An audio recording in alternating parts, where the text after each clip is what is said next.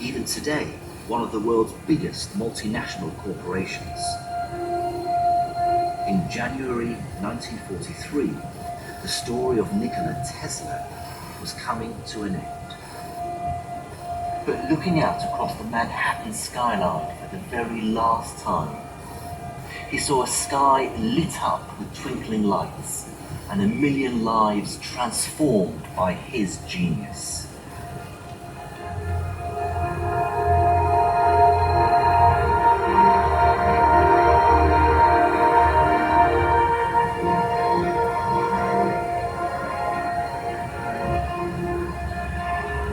The ability to generate and transmit electricity and the invention of machines to use it have changed our world in ways we couldn't possibly have imagined. We can now generate billions of watts of electricity every second, every hour, every day. And whether we do it using coal, gas, or nuclear fission, power stations all rely on the principles discovered and developed by Michael Faraday, Nikola Tesla, and all the other early electrical engineers from an amazing age of invention.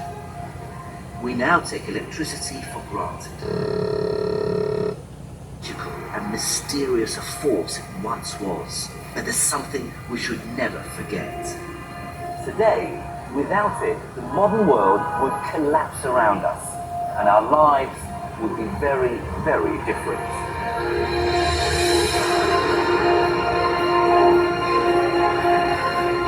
In the next episode, we tell of the electrical revelations that led to a revolution in our understanding of this amazing force.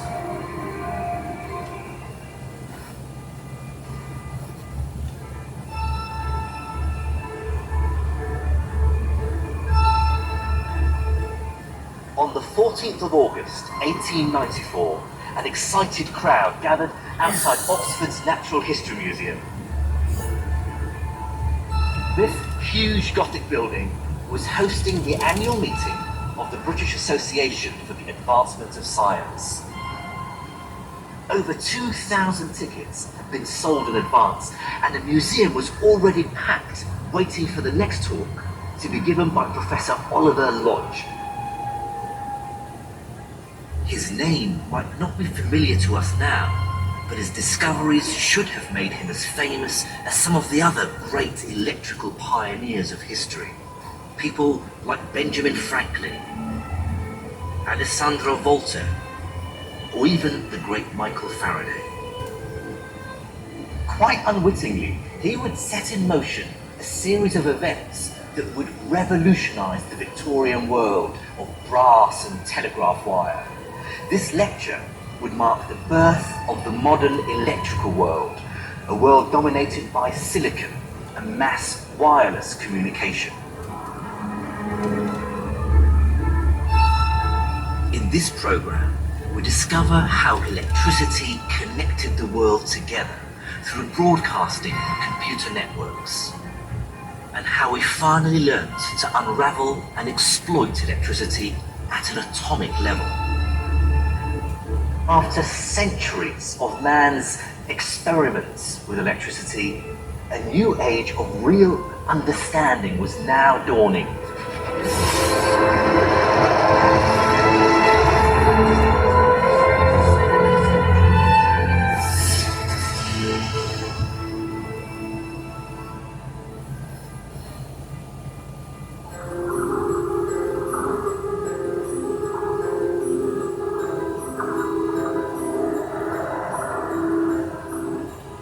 These tubes are not plugged into any power source, but they still light up.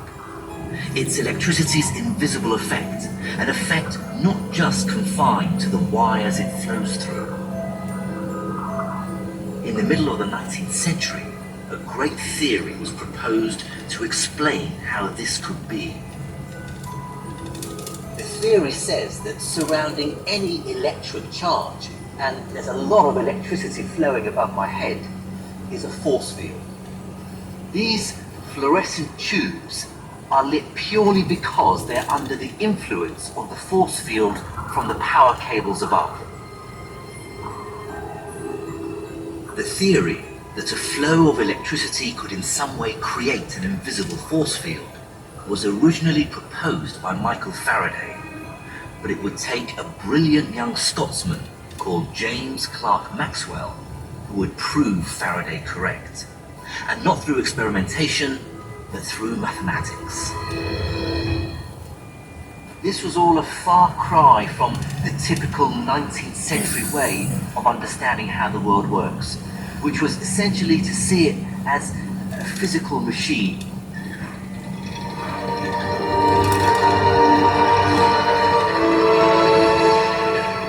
Before Maxwell, scientists had often built strange machines or devised wondrous experiments to create and measure electricity. But Maxwell was different. He was interested in the numbers, and his new theory not only revealed electricity's invisible force field, but how it could be manipulated. It would prove to be one of the most important scientific discoveries of all time. Maxwell was a mathematician, and a great one, and he saw electricity and magnetism in an entirely new way. He expressed it all in terms of very compact mathematical equations. And the most important thing is that in Maxwell's equations is an understanding of electricity and magnetism as something linked and as something that can occur in waves.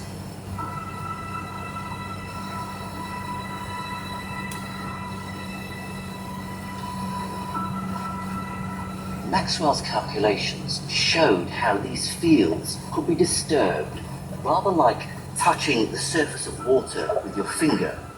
Changing the direction of the electric current would create a ripple or wave through these electric and magnetic fields. And constantly changing the direction of the flow of the current forwards and backwards, like an alternating current, would produce a whole series of waves. Waves that would carry energy. Maxwell's maths was telling him that changing electric currents would be constantly sending out great waves of energy into their surroundings, waves that would carry on forever unless something absorbed them.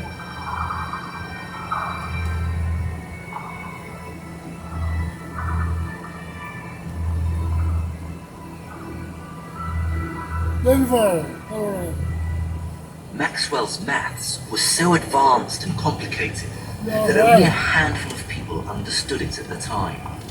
And although his work was still only a theory, it inspired a young German physicist called Heinrich Hertz.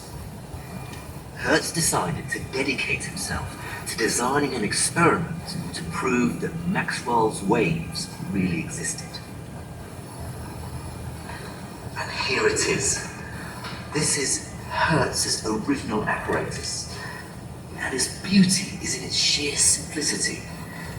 He generates an alternating current that runs along these metal rods with a spark that jumps across the gap between these two spheres. Now, if Maxwell was right, then this alternating current should generate an invisible electromagnetic wave that spreads out into the surroundings. If you place a wire in the path of that wave, then at the wire there should be a changing electromagnetic field which should induce an electric current in the wire. So what Hertz did was build this ring of wire, his receiver, that he could carry around in different positions in the room to see if he could detect the presence of the wave. And the way he did that was leave a very tiny gap in the wire across which a spark would jump if a current runs through the ring. Now, because the current is so weak, that spark is very, very faint. And Hertz spent pretty much most of 1887 in a darkened room staring intensely through a lens to see if he could detect the presence of this faint spark.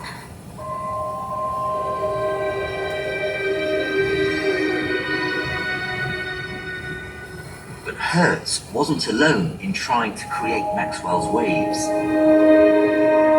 Back in England, a young physics professor called Oliver Lodge had been fascinated by the topic for years, but hadn't had the time to design any experiments to try to discover them. Then, one day in early 1888, while setting up an experiment on lightning protection, he noticed something unusual.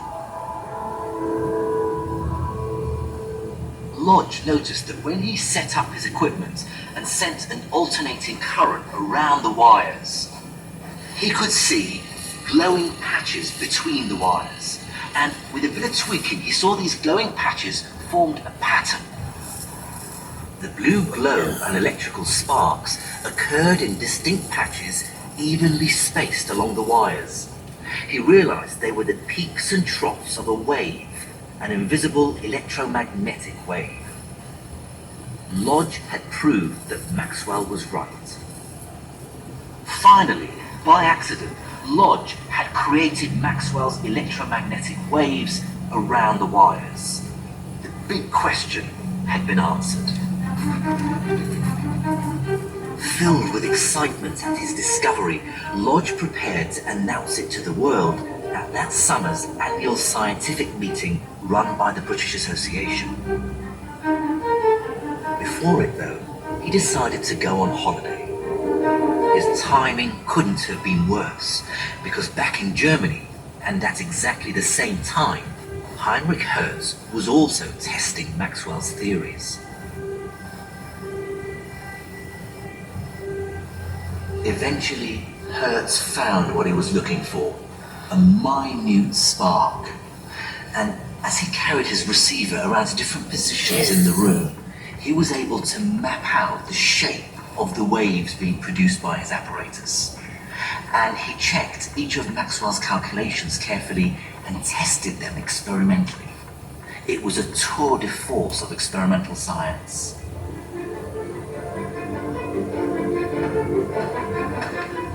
Back in Britain, as the crowds gathered for the British Association meeting, Oliver Lodge returned from holiday, relaxed and full of anticipation. This, Lodge thought, would be his moment of triumph, when he could announce his discovery of Maxwell's waves. His great friend, the mathematician Fitzgerald, was due to give the opening address in the meeting. But in it, he proclaimed that Heinrich Hertz had just published astounding results. He had detected Maxwell's waves traveling through space. "We have snatched the thunderbolt from Jove himself and enslaved the all-pervading ether," he announced. Well, I can only imagine how Lodge must have felt having his thunder stolen. Professor Oliver Lodge had lost his moment of triumph, pipped at the post by Heinrich Hertz. Hertz's spectacular demonstration of electromagnetic waves, what we now call radio waves, even though he didn't know it at the time, is going to lead to a whole revolution in communications over the next century.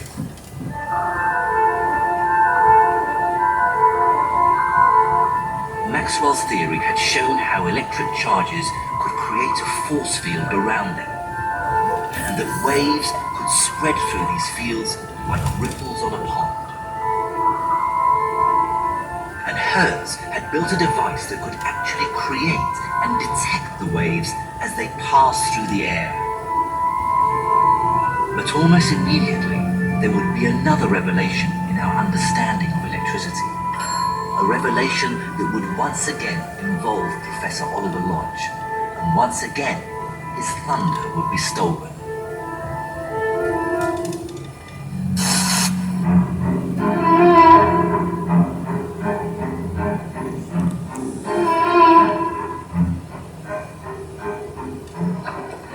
The story starts in Oxford in the summer of 1894. Hertz had died suddenly earlier that year, and so Lodge prepared a memorial lecture with a demonstration that would bring the idea of waves to a wider audience. Lodge had worked on his lecture. He'd researched better ways of detecting the waves, and he'd borrowed new apparatus from friends. He'd made some significant advances in the technology designed to detect the waves. This bit of apparatus generates an alternating current and a spark across this gap. The alternating current sends out an electromagnetic wave, just as Maxwell predicted, that is picked up by the receiver. It sets off a very weak electric current through these two antennae. Now, this is what Hertz had done. Lodge's improvement on this was to set up this tube full of iron filings. The weak electric current passes through the filings, forcing them to clump together. And when they do, they close a second electric circuit and set off the bell. So if I push the button on this end, it sets off the bell at the receiver. And it's doing that with no connections between the two. It's like magic.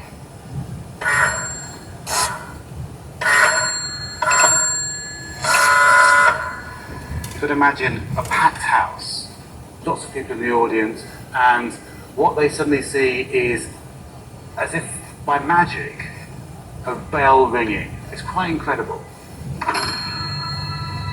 It might not have been the most dramatic demonstration the audience had ever seen, but it certainly still created a sensation among the crowd.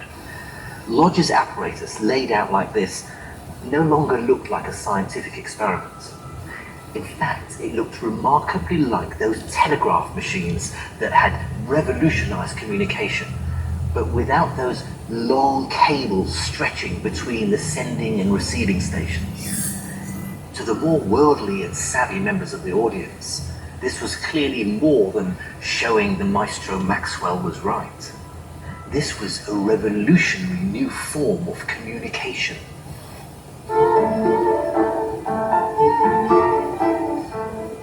Lodge published his lecture notes on how electromagnetic waves could be sent and received using his new improvements. All around the world, inventors, amateur enthusiasts, and scientists read Lodge's reports with excitement and began experimenting with Hertzian waves. Two utterly different characters were to be inspired by it. Both would bring improvements to the wireless telegraph, and both would be remembered for their contribution to science far more than Oliver Lodge. The first was Guglielmo Marconi. Marconi was a very intelligent, astute, and a very charming individual. He definitely had the Italian-Irish charm. He could apply this to almost anyone, from sort of young ladies to world-renowned scientists. Marconi was no scientist, but he read all he could of other people's work in order to put together his own wireless telegraph system. And it's possible that because he was brought up in Bologna and it was fairly close to the Italian coast, that he saw the potential of wireless communications in relation to maritime usage fairly early on. Then, aged only 22, he came to London with his Irish mother to market it. The other person inspired by Lodge's lecture was a teacher at the Presidency College in Calcutta called Jagadish Chandra Bose. Despite degrees from London and Cambridge, the appointment of an Indian as a scientist in Calcutta had been a battle against racial prejudice. Indians, it was said, didn't have the requisite temperament for exact science. Well, Bose was determined to prove this wrong, and here in the archives we can see just how fast he set to work. This is a report of the 66th meeting of the British Association in Liverpool, September 1896. And here is Bose, the first Indian ever to present at the association meeting, talking about his work and demonstrating his apparatus. He built and improved on the detector that Lodge described, because in the hot, sticky Indian climate, he'd found that the metal filings inside the tube that Lodge used were rusty and stuck together. So Bose had to build a more practical detector using a coiled wire instead. His work was described as a sensation. The detector was extremely reliable and could work on board ships, so had great potential for the vast British naval fleet. Britain was the centre of a vast telecommunications network which stretched almost around the world, which was used to support an equally vast maritime network of merchant and naval vessels which were used to support the British Empire. But Bose, a pure scientist, wasn't interested in the commercial potential of wireless signals, unlike Marconi.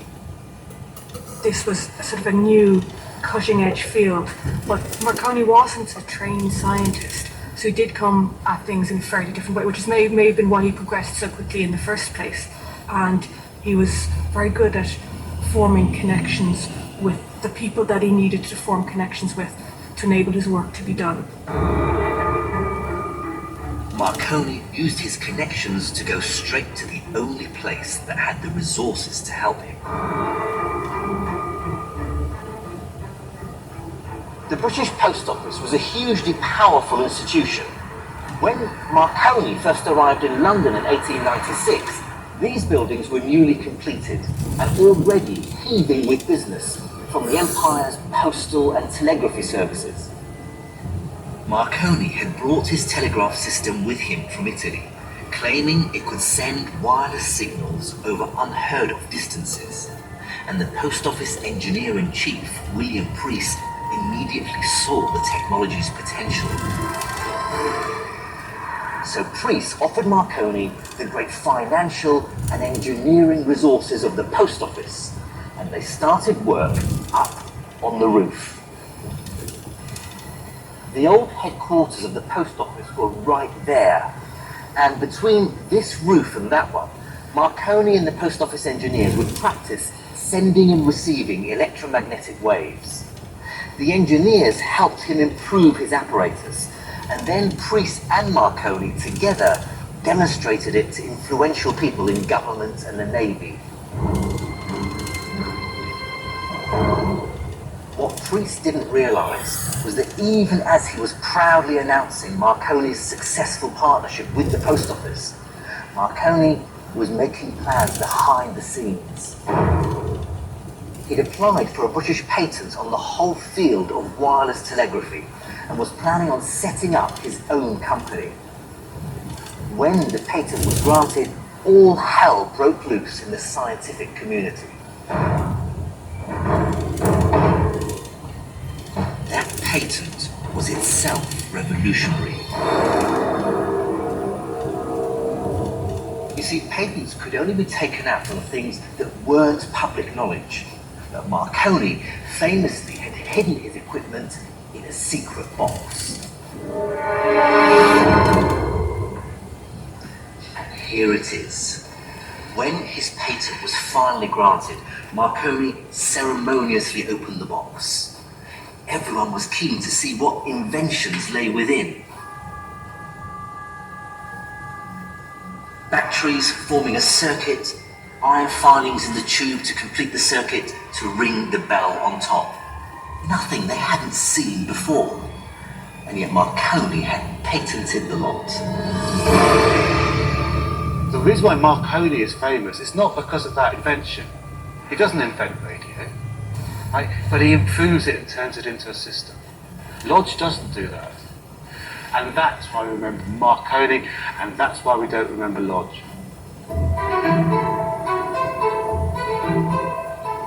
The scientific world was up in arms. Here was this young man who knew very little about the science behind his equipment, about to make his fortune from their work. Even his great supporter, Preece, was disappointed and hurt when he found out that Marconi was about to go it alone and set up his own company. Lodge and other scientists began a frenzy of patenting every tiny detail and improvement they made to their equipment. This new atmosphere shocked Bose when he returned to Britain. Bose wrote home to India in disgust at what he found in England. Money, money, money, all the time. What a devouring greed. I wish you could see the craze for money of the people here. His disillusionment with the changes he saw in the country he revered for its scientific integrity and excellence is palpable. Eventually, though, it was his friends who convinced Bose to take out his one and only patent on his discovery of a new kind of detector for waves. It was this discovery that would lead to perhaps an even greater revolution for the world. He had discovered the power of crystals. This replaces older techniques using iron filings, which are messy and difficult and don't work well. And here's a whole new way of detecting radio waves, and it's one that's going to be at the centre of the radio industry. Bose's discovery was simple, but it would truly shape the modern world. When some crystals are touched with metal to test their electrical conductivity, they can show rather odd and varied behavior. Take this crystal, for example. If I can touch it in exactly the right spot with the tip of this metal wire, and then hook it up to a battery, it gives quite a significant current. But if I switch around my connection to the battery and try and pass the current through in the opposite direction, it's a lot less. It's not a full conductor of electricity, it's a semiconductor, and it found its first use in detecting electromagnetic waves. When Bose used a crystal like this in his circuits instead of the tube of filings, he found it was a much more efficient and effective detector of electromagnetic waves. It was this strange property of the junction between the wire, known as the cat's whisker, and the crystal, which allowed current to pass much more easily in one direction than the other, that meant it could be used to extract a signal from electromagnetic waves. At the time, no one had any idea why certain crystals acted in this way. But to scientists and engineers, the strange behavior had a profound and almost miraculous practical effect. With crystals as detectors, now it was possible to broadcast and detect the actual sound of a human voice or music.